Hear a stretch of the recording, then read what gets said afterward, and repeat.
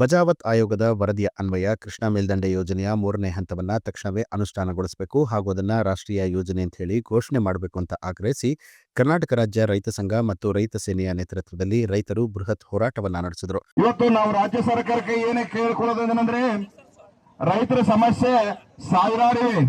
ಈ ರೈತರ ಸಮಸ್ಯೆ ಸಾವಿರಾರು ಇದೆ ಅಂತ ಹೇಳಿ ನಮ್ಮ ರೈತರಿಗಾಗಿ ನಾವು ಏನಾಗ್ಬಿಡದಪ್ಪ ಅಂದ್ರ, ನಾವು ಹೊಲ ಮನೆ ದುಡಿತಾ ನಾವು ಅಲ್ಲಿ ಕುಂತೀವಿ.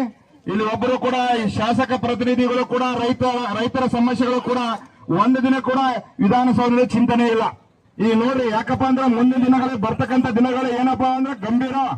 ಇವತ್ತು ನಮ್ಮ ಇಡೀ ದೇಶದ ಜನಸಂಖ್ಯೆ 140 ಕೋಟಿ ಇದೆ. ನಮ್ಮ ರಾಜ್ಯದ ಜನಸಂಖ್ಯೆ ಒಂದು ಕನಿಷ್ಠ ಏನಿಲ್ಲಪ್ಪ ಅಂದ್ರೆ 5-6 ಕೋಟಿ ಜನಸಂಖ್ಯೆ ಜಾಸ್ತಿ ಇದೆ ಅಂತ ಅನಿಸ್ತಾ ಇದೆ.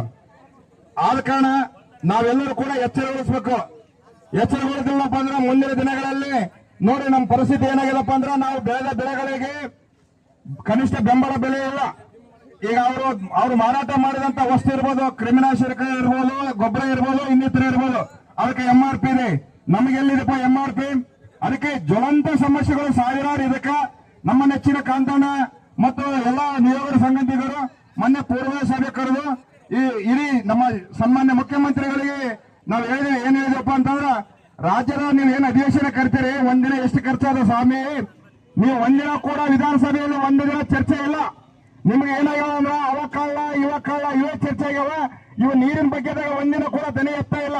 ಇವತ್ತು ನೀರು ಏನ್ ಫೋಲ್ ಆಗ್ತಿದೆ, ಏನಿದೆ, ಯಾವ ಸಮಸ್ಯೆ ಇದೆ ಅಂತ ಒಂದೇ ದಿನ ಕೂಡ ರೈತರ ಸಮಸ್ಯೆಗಳು ನೀವು ಎಲ್ಲಿ ವಿಧಾನಸೌಧದಲ್ಲಿ ಚರ್ಚೆ ಮಾಡ್ರಿ. ವಿಜಯಪುರ ಜಿಲ್ಲೆಯ ನಿಡಗುಂದಿ ತಾಲೂಕಿನ ಆಲಮಟ್ಟಿಯಲ್ಲಿ ಜಮಾಯಿಸಿದ ನೂರಾರು ರೈತರು ಸರ್ಕಾರದ ವಿಳಂಬ ನೀತಿಯ ವಿರುದ್ಧ ಘೋಷಣೆಗಳನ್ನು ಕೂಗಿದ್ದಾರೆ. ಬಳಿಕ ಆಲಮಟ್ಟಿಯ ಕೃಷ್ಣಾ ಭಾಗ್ಯ ಜಲ ನಿಗಮದ ವ್ಯವಸ್ಥಾಪಕ ನಿರ್ದೇಶಕರಿಗೆ ಮನವಿ ಪತ್ರವನ್ನ ಸಲ್ಲಿಸಿ ತಮ್ಮ ಬೇಡಿಕೆಗಳನ್ನು ಈಡೇರಿಸುವಂತೆ ಆಗ್ರಹಿಸಿದರು. ಹೆಂಗಾಗಿವಪ್ಪ ಅಂದ್ರ, ಉತ್ತರ ಕರ್ನಾಟಕ ಅಂದ್ರ ನಮ್ಮ ಸಲುವಾಗಿ ಒಂದು ಸ್ಪೆಷಲ್ ಅಧಿವೇಶನ ಮಾಡಿದಾಗ ಮಾಡ್ತಾರೆ ಬೆಳಗಾವಿನಾಗ. ಆದ್ರೆ ಉತ್ತರ ಕರ್ನಾಟಕ ಅಭಿವೃದ್ಧಿ ಇನ್ನೂರಿಗೂ ಆಗಿದೆ. ನಮಗೆ ಯಾರು ಏನಪ್ಪ ಅಂತಂದ್ರೆ, ನೀವು 1 ಕೋಟಿ ರೂಪಾಯಿ ನಮ್ಮ ಮನೆಗೆ ರೊಕ್ಕ ಕೊಡಂತ ಕೇಳಂಗಿಲ್ಲ. ಇವತ್ತಿನ ದಿನ ನಮ್ಮ ಕೃಷ್ಣಾ ಮೇಲ್ದಂಡೆ ಯೋಜನೆ ಹಂತ 3 ಅನುಷ್ಠಾನ ಆಯಿತು. ಗೇಟ್ 17 ಅಡಿ ಎತ್ತರ ಆಯ್ತಪ್ಪ ಅಂದ್ರೆ 5,94,000 ಹೆಕ್ಟರ್ ಪ್ರದೇಶಕ್ಕೆ ನೀರಾವರಿ ಆಗ್ತಕ್ಕಂಥದ್ದು. ಅದನ್ನ ನಾವೆಲ್ಲರೂ ಆಲೋಚನೆ ಮಾಡಬೇಕು. ನಮ್ಮ ಹೊಲಕ್ಕೂ ಬರ್ತದ, ನಮ್ಮ ಕಾಕನ ಹೊಲಕ್ಕೂ ಬರ್ತದ, ನಿಮ್ಮ ಹೊಲಕ್ಕೂ ಬರ್ತದ ನೀರು. ನಾವೆಲ್ಲರೂ ಇವತ್ತು ಆಲೋಚನೆ ಮಾಡಿ ನೋಡ್ಬೇಕು, ವಿಚಾರ ಮಾಡಿ ನೋಡ್ಬೇಕು. ಪ್ರತಿ ವರ್ಷ ನಮಗೆ ನೀರು ಬೇಕಾದ್ರೆ ಒಂದು ವರ್ಷ ಏನಂತಂದ್ರೆ, ಹಿಂಗಾರು ಬೆಳೆಗೆ ನೀರಿಲ್ಲ ಅಂದಾಗ ಮುಂಗಾರು ಬೆಳೆಯಾದಂತ ಮೆಣಸಿನಕಾಯಿ ಬೆಳೆಗೆ ನೀರು ಬೇಕಾದ್ರೆ 17 ದಿನ ಹೋರಾಟ ಮಾಡ್ತಕ್ಕಂಥ ದುಸ್ಥಿತಿ ಬಂತು ನಮಗೆ. ಬರೀ 3 TMC ನೀರಿಗೆ ನಾರಾಯಣಪುರ ಡ್ಯಾಮ್ ಬಂದ್ ಮಾಡಿದೆವು ಒಂದು ದಿನ ಪೂರ. ಮತ್ತು DK ಶಿವಕುಮಾರ್ ಅವರು ವಿಡಿಯೋ ಕಾನ್ಫರೆನ್ಸ್ ಮಾಡಿದ್ಮೇಲೆ ನಾವು ಅವ್ರಿಗೆ ರಿಕ್ವೆಸ್ಟ್ ಮಾಡ್ಕೊಂಡ್ಮೇಲೆ 3 TMC ನೀರು ಬಿಟ್ಟು.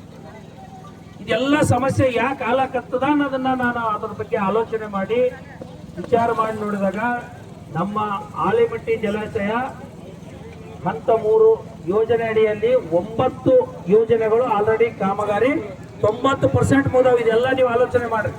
ಮುಂದಿನ ದಿನ ಎಲ್ಲ TV ಮಾಧ್ಯಮದ ಕೆಲವೊಂದಿಷ್ಟು ಚಾನೆಲ್ಗಳ ಮುಖಾಂತರ ನಮಗೆಲ್ಲರಿಗೂ ತೋರಿಸ್ಲಕ್ಕ ಪ್ರಯತ್ನ ಮಾಡ್ತೀನಿ. ಯಾಕಪ್ಪ ಅಂದ್ರ 9 ಕಾಮಗಾರಿಗಳು ಆಲ್ರೆಡಿ 90% ಕಾಮಗಾರಿಗಳು ಮುಗಿದಾವ. 106 ಕೋಟಿ ರೊಕ್ಕ ಖರ್ಚು ಮಾಡ್ಯಾರ. ರೈತರು ಭೂಮಿನೂ ಲ್ಯಾಂಡ್ ಅಕ್ವಿಸಿಷನ್ ಆಗ್ಯದ. ಇನ್ನೂ ಏನಪ್ಪ ಅಂದ್ರೆ ಕೆಲವೊಂದಿಷ್ಟು ಜನ ರೈತರಿಗೆ ಏನಪ್ಪ ಅಂದ್ರೆ ಭೂಮಿ ಕಳ್ಕೊಂಡಂತ ರೈತರಿಗೆ ದುಡ್ಡು ಬಂದಿಲ್ಲ.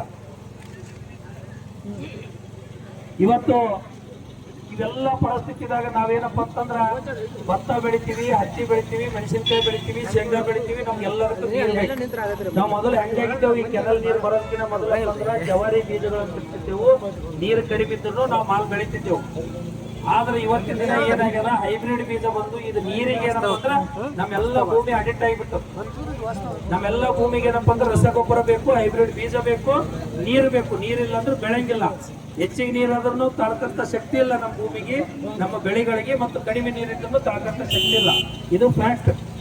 ಇದ್ರ ಬಗ್ಗೆ ನಾವು ಆಲೋಚನೆ ಮಾಡ್ಬೇಕು. ನೀವು ಒಂದು ವಿಚಾರ ಮಾಡಿ ನೋಡ್ರಿ. ಇವತ್ತಿನಿಂದ ಇಡೀ ರಾಜ್ಯದಾಗ ಕಾವೇರಿ ವಿವಾದ ನಡೆದಾಗ ಇಡೀ ರಾಜ್ಯನೇ ನಾವೇನಪ್ಪ ಅಂತಂದ್ರೆ ಧ್ವನಿ ಎತ್ತೀವಿ. ಇಡೀ ರಾಜ್ಯನೇ ಬಂದ್ ಮಾಡಿ ಅಂತಂದ್ರೆ ಕಾವೇರಿ ಸಲುವಾಗಿ ಹೋರಾಟ ಮಾಡ್ತೀವಿ. ನಮಗ 150 TMC ನೀರು ಸಿಗ್ತದಂದ್ರೂ ಯಾರು ಒಬ್ಬ ದಕ್ಷಿಣ ಕರ್ನಾಟಕದವ್ರು ಇವತ್ತಿನ ಧ್ವನಿ ಎತ್ತಿಲ್ಲ. ಅವ್ರಿಗೆಲ್ಲರಿಗೆ ನಾಚಿಕೆ ಬರ್ಬೇಕಂತ ಈ ಸಂದರ್ಭದಲ್ಲಿ ನಾಚಿಕೆ ಬರ್ಬೇಕು. ಇಡೀ ರಾಜ್ಯದ ಜನತೆ ನಾವು ದಕ್ಷಿಣ ಕರ್ನಾಟಕದವ್ರಿಗೆ ನಿಮಗೆ ಸಪೋರ್ಟ್ ಮಾಡೀವಿ. ಕಾವೇರಿ ವಿವಾದ ಬಂದಾಗ ನಿಮಗೆ ನೀರಿನ ಸಲುವಾಗಿ ನಾವೆಲ್ಲರೂ ನಮ್ಮವ್ರ ಮೇಲೆ ರೌಡಿ ಶೀಟರ್ ಆಗ್ಯಾವ, ಕೇಸ್ ಆಗ್ಯಾವ. ಇವತ್ತಿನ ದಿನ ನಮಗೆ ಎಷ್ಟು ನೀರು ಬರ್ತದ, ಇದನ್ನ ಆಲಮಟ್ಟಿ ಡ್ಯಾಮ್ ಹೈಟ್ ಆದ್ರೆ 150 TMC ನೀರು ನಮಗೆ ಹೆಚ್ಚಿಗೆ ಆಗ್ತದ. 5,94,000 ಹೆಕ್ಟರ್ ಪ್ರದೇಶಕ್ಕೆ ನೀರಾವರಿ ಆಗ್ತದಂದ್ರೂ ನಮ್ಮ ರಾಜ್ಯದಲ್ಲಿ ಇರ್ತಕ್ಕಂಥ ನಮ್ಮ ಉತ್ತರ ಕರ್ನಾಟಕದ ಜನಪ್ರತಿನಿಧಿಗಳು ನೀವು ಏನ್ ಮಾಡ್ಲಕತ್ತೀರಿ, ನಿಮ್ಗೆಲ್ಲರಿಗೆ ನಾಚಿಕೆ ಬರ್ಬೇಕಂತೇಳಿ. ಇವತ್ತು ಇದು ಹೋರಾಟ ಏನಪ್ಪಾ ಅಂತಂದ್ರ ಇಲ್ಲಿಗೆ ಮುಗಂಗಿಲ್ಲ. ಇದು ಓನ್ಲಿ ಶಾಂಪಲ್ और अभी सिनेमा बाकी है. ನ್ಯೂಸ್ ಅಲರ್ಟ್ ನಿಮ್ಮಿಂದ ನಿಮಗಾಗಿ.